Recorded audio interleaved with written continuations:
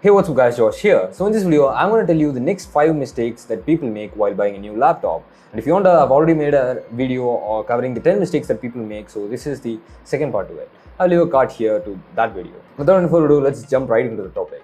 So the first mistake that people make while buying a new laptop, the 11th mistake is overlooking the keyboard and touchpad quality. This is a really crucial but very underrated thing because the keyboard and the trackpad are two crucial components that has a major impact in your user experience. And you should not fail to assess the keyboard and the trackpad before you purchase a new laptop, because sitting in front of your laptop screen or computer screen or mobile screen, researching for a new laptop that you want to buy based on your requirements, you can get to know a lot of details about the laptop, like the specification, the display quality and the storage space. But to get to know about these things, you got to put further effort. You have to assess things like how the keyboard's key travel is and how the trackpad's responsiveness is, how large it is. These things definitely make an impact when you use the laptop in person. Of course, it would be easier if you visit an offline shop. You get to use the laptop in person, you can tangibly feel the experience. But what about online? Especially if you're searching laptop online, then it gets hard, right? Well, at these parts, you can visit the online reviews and YouTube videos regarding your laptop, the specific model that you're going to buy, and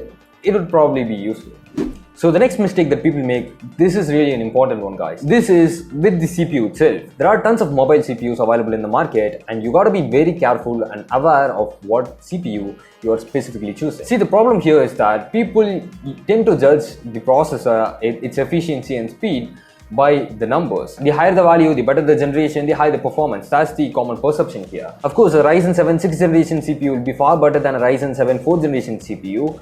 But this statement is only true and applicable if both the CPUs that we are comparing are rated for the same TDP rating. And this TDP rating depends on the suffix of the processor's model number. So the hierarchy is that the H6 and the H series processors sit at the top of the line, while the U series processors are the base tier and are power efficient. So if you're seeing a Ryzen processor or an Intel processor that has the letter U as suffix, then you're probably seeing a processor that's apt for notebooks and not for gaming laptops. The suffix here tells us the TDP rating of the mobile CPU. For example, the U series is rated for 15 watt to 28 watt, while the H series stands for 45 watt TDP rating, and the H6 series go beyond 55 watt. The HS series is kind of a middleman here. It's sort of a processor for a gaming notebook, which stands for a 35 plus watt TDP rating. And this is the TDP rating of different mobile processors of Intel.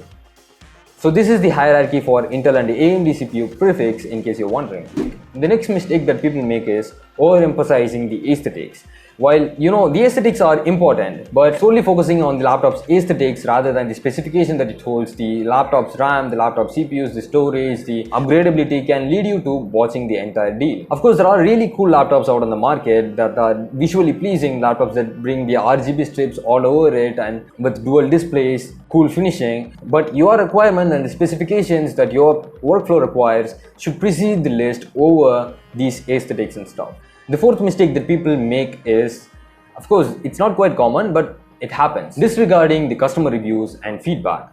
Well, it's always better to learn from the experience of others, and that's why it's really important to listen to the user who has already bought the laptop that you're willing to buy. The specification sheet can only do so much, but what is really important more than that is a real person's insights over the laptop that you're willing to buy. It's really essential to consider multiple aspects before you purchase the laptop. And by the user, I mean the tons of YouTube reviews that are available for literally every laptop that's available on the market. You can listen to the review of your favorite YouTuber or the person you trust so that you can avoid a major regret upfront.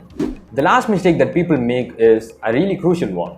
It is not establishing a budget before buying a laptop. And you see, it's really important to establish a budget before you buy a laptop under a certain category for a certain use case. Because I've personally seen people who haven't established a certain budget before buying a laptop. They have the use case, they know what they are buying a laptop for, but they don't certainly have a realistic budget. And in this case, we step onto the online platform, we look for laptops, we see a certain deal that seems to cater our needs. So we look at that laptop, roll over the specifications, and then another laptop pops up. We head over to that page. It has better specifications and much more cool aesthetics. So we dive into that and into buying that as our laptop. And then we see another laptop, we jump onto that. It's expensive, more expensive than the ones that we've seen before, but it has cool specifications and a promising future with many features. And see, this process only leads us into an absurd deal. Finally, we'll end up buying a laptop with so much unnecessary features, and that's why it's really important to set a realistic budget before you dive into the process of buying a laptop. So anyway, that's it for this video guys. I hope you found this video helpful. Thanks for watching, and I'll catch you guys in the next video. Bye.